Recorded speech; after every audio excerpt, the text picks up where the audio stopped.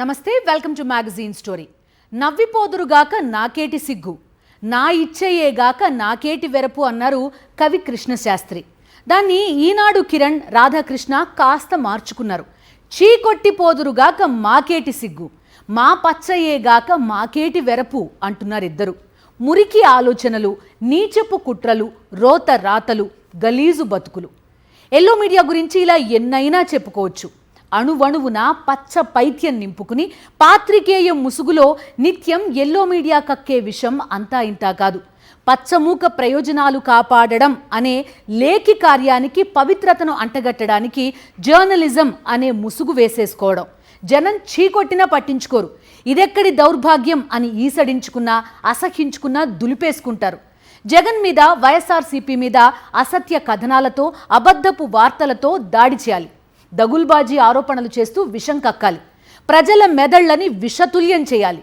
ఇదే ఈనాడు కిరణ్, ఆంధ్రజ్యోతి రాధాకృష్ణ లక్ష్యం. పెట్టుబడికి, కట్టుకథకి పుట్టిన ఎల్లో మీడియా విష కథనాల వ్రతం మీదే ఇవాల్టి మ్యాగజైన్ స్టోరీ. నువ్వు ఇంతకు మించి దిగజారవు అనుకున్న ప్రతిసారి యు ప్రూవ్డ్ మీ రాంగ్. ఒక తెలుగు సినిమాలో డైలాగ్ ఇది. చంద్రబాబు ఎల్లో మీడియాకి సంబంధించి తెలుగు ప్రజలు ఇదే డైలాగ్ని పదే పదే గుర్తు చేసుకుంటూ ఉంటారు. ఇంత నీచంగా కూడా వ్యవహరిస్తారా అనుకున్న ప్రతిసారి అంతకు మించి అన్నట్టుగా చెలరేగిపోవడం పచ్చ బ్యాచ్కి, ఎల్లో మీడియాకి పరిపాటైపోయింది. 2 ఏళ్లుగా చంద్రబాబు ప్రభుత్వం చేస్తోన్న అరాచక పాలన వీళ్ల కంటికి కనిపించదు. ప్రజల పక్షాన నిలబడాల్సిన బాధ్యతని గాలి కొదిలేసి అధికార పార్టీని భుజానికెత్తుకుని పరవశించిపోతున్నారు ఈ గోబెల్స్ వారసులు. ప్రజలు చీకొడుతున్న పాత్రికేయ ముసుగులో నిర్లజ్జగా పచ్చముఠాకి కొమ్ము కాస్తూ జర్నలిజం విలువల వలువలు తీసేస్తున్నారు. 2 ఏళ్ల చంద్రబాబు పాలన ఆంధ్రప్రదేశ్ భవిష్యత్తుని, ప్రజల ఆశలను, ఆకాంక్షలను వెక్కిరిస్తోంది. అప్పులు, అవినీతి, రెడ్ బుక్ అరాచకాలు ఏపీ బ్రాండ్ ఇమేజ్ ని ఘోరంగా డ్యామేజ్ చేసేశాయి. ఇప్పుడు ఏపీ ప్రజలకు సమస్య ఇదొక్కటే కాదు, మరొకటి కూడా ఉంది. అదే ఎల్లో మీడియా. చంద్రబాబు అరాచకాలను ఆహా ఓహో అంటూ పొగిడేస్తే, జగన్మోహన్ రెడ్డి మీద విషం కక్కుతున్న ఎల్లో మీడియాని చూసి తెలుగు ప్రజలంతా నివ్వెరపోతున్నారు. ఈనాడు కిరణ్ కావచ్చు, ఆంధ్రజ్యోతి రాధాకృష్ణ కావచ్చు, వీళ్లని పచ్చముక్కని వేరు చేసి చూడటానికి వీల్లేదు. ఏపీలో సాగుతున్న ఆటవిక పాలనపై అక్షర యుద్ధం చేసే నిజాయితీ లేని ఎల్లో మీడియా జగన్ మీద మాత్రం నిత్యం అసత్యపు ఆరోపణలతో, అబద్ధపు కథనాలతో, దగుల్బాజీ వార్తలు, రోత రాతలతో పేట్రేగిపోతోంది. ఒక వ్యక్తి కావచ్చు, ఒక సంస్థ కావచ్చు, ఒక వ్యవస్థ కావచ్చు, తమ నిర్ణయాలను, ఆలోచనను, చర్యలను 10 మంది తప్పు పడుతున్నప్పుడు కనీసం సమీక్ష చేసుకుంటారు, దిద్దుకునే ప్రయత్నం చేస్తారు. కానీ 5.5 కోట్ల మంది ప్రజలు ఎల్లో మీడియా నీచపు రాతలను ఏవగించుకుంటున్నా, అసహ్యించుకుంటున్నా, నిర్లజ్జగా, నిస్సిగ్గుగా జగన్ పాలన మీద విషం చిమ్ముతూనే ఉంది ఎల్లో మీడియా. జర్నలిజం ప్రజల పక్షాన కలబడాలి, ప్రతిపక్షాల పక్షాన నిలబడాలి, వాయిస్లెస్ పీపుల్ కి వాయిస్ గా తన ఉనికిని చాటుకోవాలి. కానీ ఎల్లో మీడియా మాత్రం పచ్చమూక పక్షాన మాత్రమే వకల్తా పుచ్చుకుంటుంది, పచ్చముఠా పక్షాన మాత్రమే నిలబడుతుంది. చంద్రబాబు అండ్ కోని భుజానికెత్తుకుని మోయటమే తమ బాధ్యతని నిస్సిగ్గుగా ప్రతినిత్యం చాటుతూనే ఉంటుంది. గోబల్స్ కూడా సిగ్గుపడేలా జగన్ మీద విషపు రాతలు రాస్తూ, రోత కథనాలను ప్రసారం చేస్తూ, గలీజు విశ్లేషణలు చేస్తూ ఈనాడు కిరణ్, ఆంధ్రజ్యోతి రాధాకృష్ణ పైశాచిక ఆనందాన్ని పొందుతున్నారు. ఈనాడు, ఆంధ్రజ్యోతి నిర్లజ్జగా తన పచ్చ బుద్ధిని నిత్యం బయట పెడుతూనే ఉన్నాయి. రాష్ట్రంలో చంద్రబాబు కూటమి ప్రభుత్వ తీరు దొంగే దొంగ దొంగ అని అరిచినట్లుంది. నక్కజిత్తులతో ప్రజలను మాయ చేయాలని చూస్తోంది. ఉచిత ఇసుక ముసుగులో రాష్ట్రంలో యథేచ్ఛగా జరుగుతున్న దోపిడీని కప్పిపుచ్చుకునేందుకు ఎప్పట్లాగే తప్పుడు ప్రచారానికి దిగింది. తానే ఇసుక దందా నడుపుతూ గతంలో అక్రమాలు జరిగాయని విష ప్రచారం చేస్తోంది. ఈ కుట్రలకు ఈనాడు తందానా అంటోంది. ఈ క్రమంలో జగన్ హయాంలో ఇసుక దోపిడీ జరిగిందని, దానికి భారీగా జరిమానాలు విధిస్తున్నారంటూ అడ్డగోలు కథనాన్ని అచ్చేసింది. ప్రస్తుత చంద్రబాబు కూటమి ప్రభుత్వంలో 2014-2019 మధ్య చంద్రబాబు ప్రభుత్వంలో ఇసుక అక్రమ తవ్వకాలు ఇష్టానుసారం సాగాయి.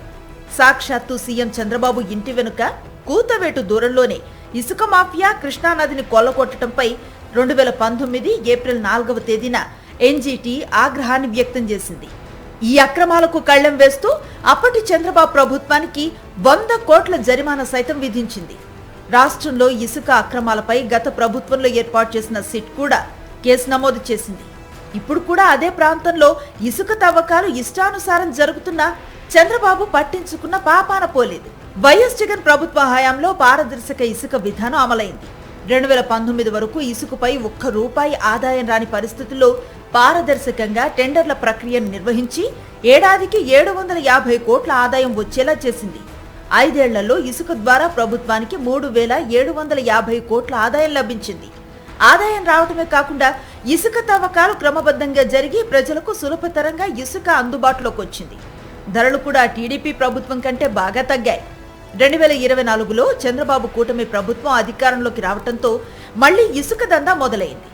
ఎన్నికల ఫలితాలు వచ్చి రావడంతోనే జగన్ ప్రభుత్వం వర్షాకాలంలో ఇసుక కొరత రాకుండా చూసేందుకు రాష్ట్ర వ్యాప్తంగా 70కి పైగా రిచ్చుల్లో నిల్వ చేసిన 80 లక్షల టన్నుల ఇసుకపై టీడీపీ నేతల కన్ను పడింది. నేతలు ఎక్కడికక్కడ ఆ ఇసుక యార్డులను స్వాధీనంలోకి తీసుకుని యథేచ్ఛగా అమ్మేసుకున్నారు. సగానికి పైగా ఇసుక అమ్మేసుకున్నాక యార్డుల్లో పెద్దగా నిల్వలు లేవంటూ మిగిలిన కొద్దిపాటి ఇసుకను ప్రజలకు విక్రయించారు.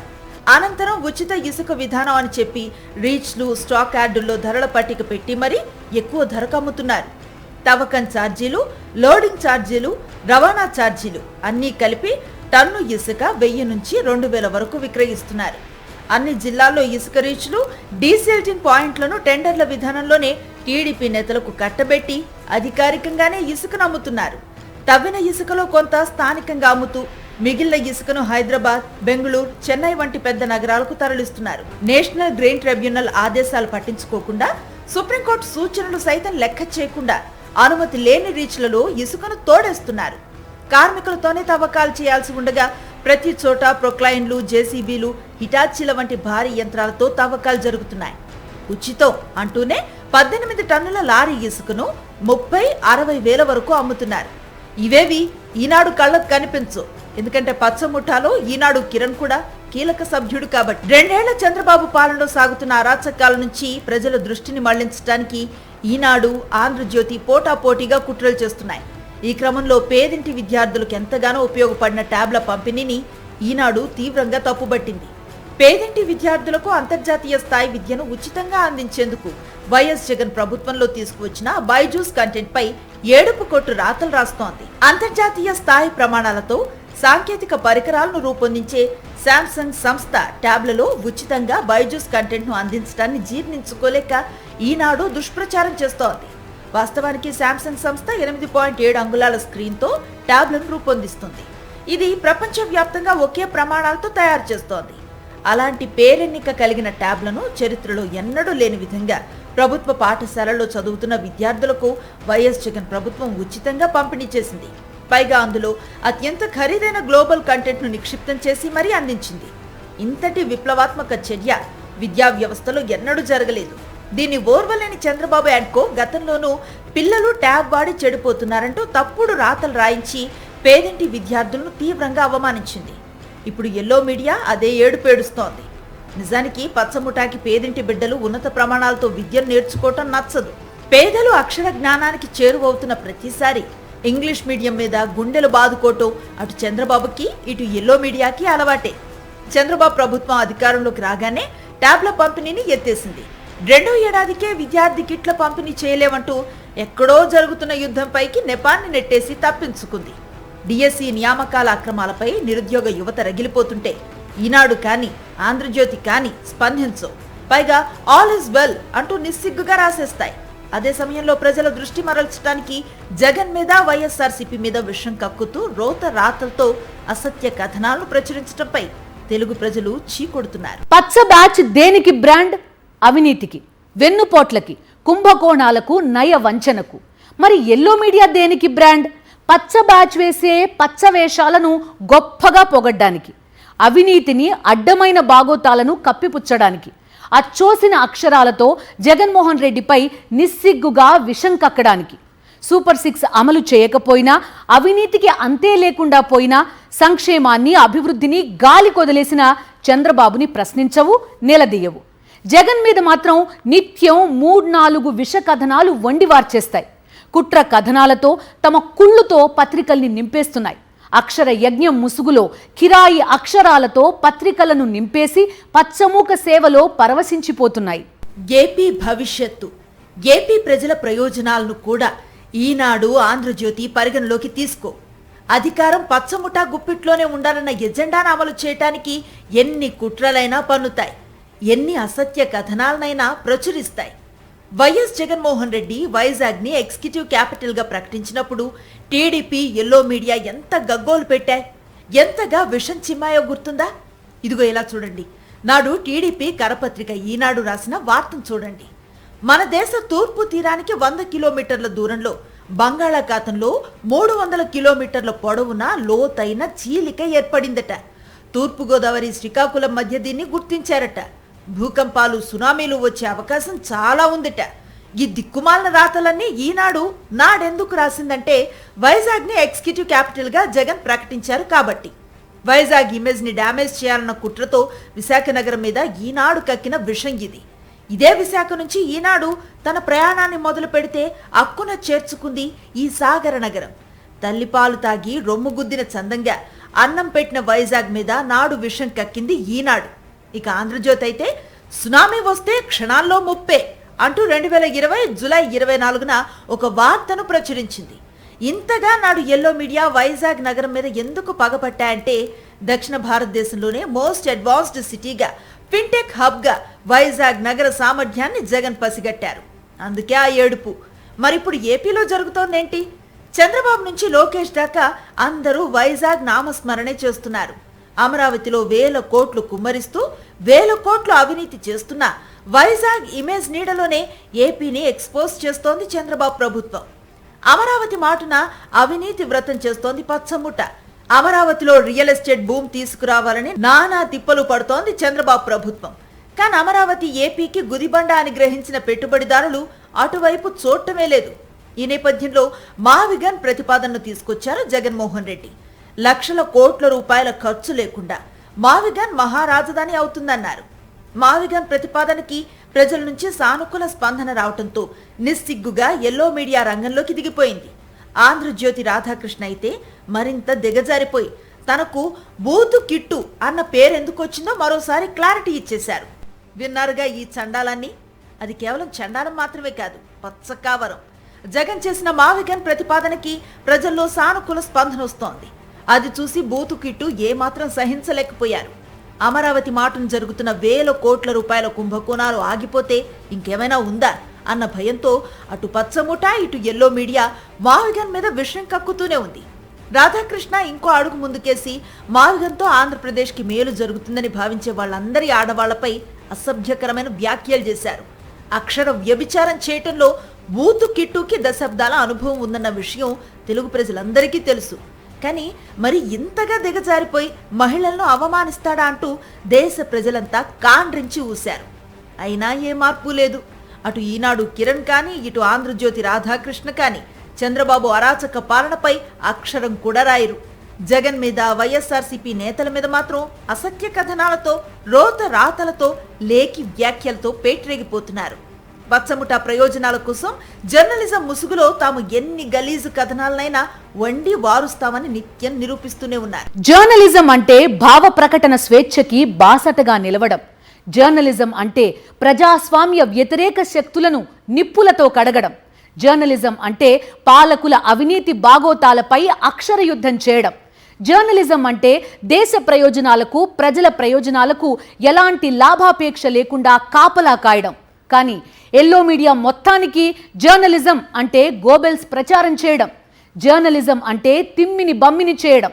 జర్నలిజం అంటే ప్రజలను మభ్యపెట్టడం, అధికారంలో ఉన్న పచ్చ పార్టీ అరాచకాలపై నోరు మెదపకపోవడం.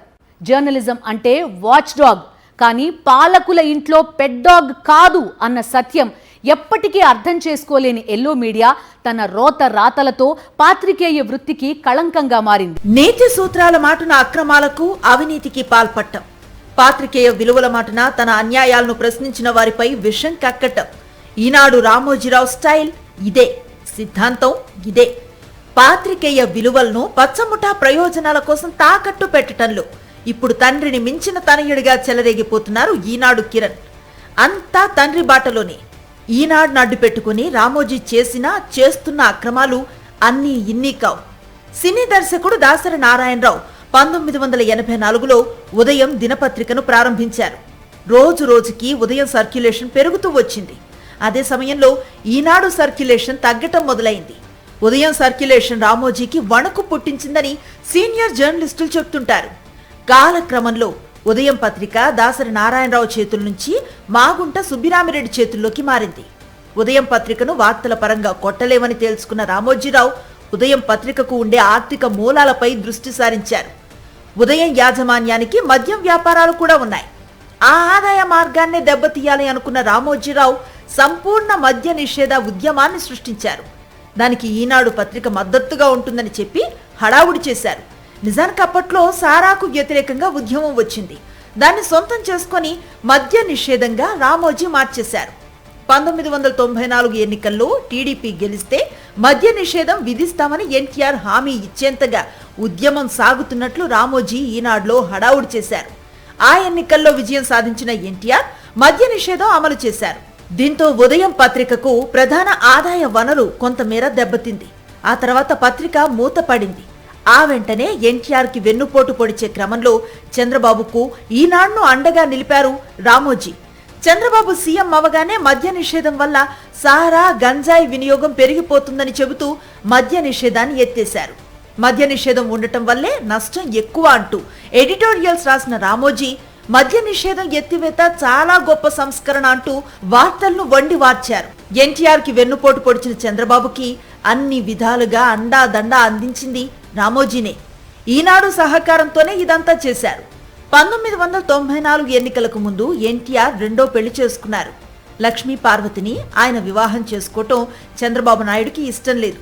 దీంతో 94 ఎన్నికల్లో టీడీపీ ఓటమి ఖాయమని చంద్రబాబు బ్యాచ్ ప్రచారం చేసింది. రామోజీరావు కూడా టీడీపీ ఓడిపోతుందని సర్వేలు చూపిస్తూ ఎన్టీఆర్ని భయపెట్టే ప్రయత్నం చేశారు. కానీ ఆ ఎన్నికల్లో ఎన్టీఆర్ ఘన విజయం సాధించారు. చంద్రబాబు ఎన్టీఆర్కి వెన్నుపోటు పొడిచిన వేళ మెజారిటీ ఎమ్మెల్యేలు బాబు వెంటలేరు. ఆ మాటకొస్తే బాబు వెంట నాడు ఉన్నది వేళ్ల మీద లెక్క పెట్టేంత మంది ఎమ్మెల్యేలే. కానీ వైస్రాయ్ హోటల్లో మెజారిటీ ఎమ్మెల్యేలు చంద్రబాబుతో ఉన్నారంటూ ఈటీవీ ఈనాడులో ఊదరగొట్టారు. దీంతో ఎన్టీఆర్ వైపు ఉన్న ఎమ్మెల్యేలతో పాటు తటస్థంగా ఉన్నవాళ్లు కూడా వైస్రాయ్కి వెళ్లిపోయారు. నాటి నుంచి చంద్రబాబు అరాచకాలకు కుట్రలకు ఈనాడు కూత పెడుతూనే ఉంది. ఇప్పుడు ఆ బాధ్యతను అందుకొని పాత్రికేయ విలువలకు పాతరయ్యటంలో రామోజీకి మించిన సమర్థతతో నిత్యం సత్యాన్ని హత్య చేస్తూనే ఉన్నారు ఈనాడు కిరణ్. ఇక చంద్రం ముఠాకి రాధాకృష్ణకి ఉన్న అనుబంధం ఈనాటిది కాదు. ఎన్టీఆర్కి వెన్నుపోటు పొడిచే సమయంలో చంద్రబాబుకు మెజారిటీ ఎమ్మెల్యేల మద్దతు లేదు. నాడు వైస్రాయ్ హోటల్లో చంద్రబాబు వెంట ఉన్నది వేళ్ల మీద లెక్క పెట్టేంత మంది ఎమ్మెల్యేలే. కానీ చంద్రబాబు వెనుక మెజారిటీ ఎమ్మెల్యేలు ఉన్నారంటూ ఈనాడులో అసత్య కథనాలను ప్రచురించి ఎన్టీఆర్ వైపు ఉన్న ఎమ్మెల్యేల్లో ఆందోళన పుట్టించారు రామోజీరావు. ఆ సమయంలో ఎన్టీఆర్ వైపు ఉన్న ఎమ్మెల్యేలను రాధాకృష్ణ ద్వారానే చంద్రబాబు కొన్నారని సీనియర్ జర్నలిస్టులు చెప్తుంటారు. ఆ తర్వాత చంద్రబాబు సీఎం అయిన నాటి నుంచి పైరవీల మీద పైరవీలు చేస్తూనే రాధాకృష్ణ ఎదిగారని రాజకీయ వర్గాల్లో చర్చ జరుగుతూ ఉంటుంది. అక్కడి దాకా దేనికి? రాధాకృష్ణ డొక్కు సైకిల్ మీద తిరిగేవారని, చైన్ పడిపోతే వేసే సమయంలో చేతులకు గ్రీజ్ అంటితే గాంధీ భవన్కు వచ్చి చేతులు కడుక్కునేవారని ఉమ్మడి ఆంధ్రప్రదేశ్ మాజీ ముఖ్యమంత్రి రోసయ్య సాక్షాత్తు అసెంబ్లీలోనే చెప్పారు. అలాంటి రాధాకృష్ణ పత్రికాధిపతి అయ్యింది చంద్రబాబు వల్లే. అందుకే పాత్రికేయ స్వేచ్ఛ ముసుగులో నాడు జగన్ పాలనపై అంతులేని విషం కక్కారు. ఇప్పుడు ఏపీలో సాగుతున్న అరాచక పాలనకు జేజేలు పలుకుతూ, అమరావతిలో సాగుతున్న అవినీతికి ఒత్తాసు పలుకుతూ 5.5 కోట్ల ప్రజల భవిష్యత్తుని అపహాస్యం చేస్తున్నారు. ఇది ఇవాల్టి మ్యాగజైన్ స్టోరీ. మరో ఇంట్రెస్టింగ్ టాపిక్ తో మళ్ళీ కలుద్దాం. Stay with us.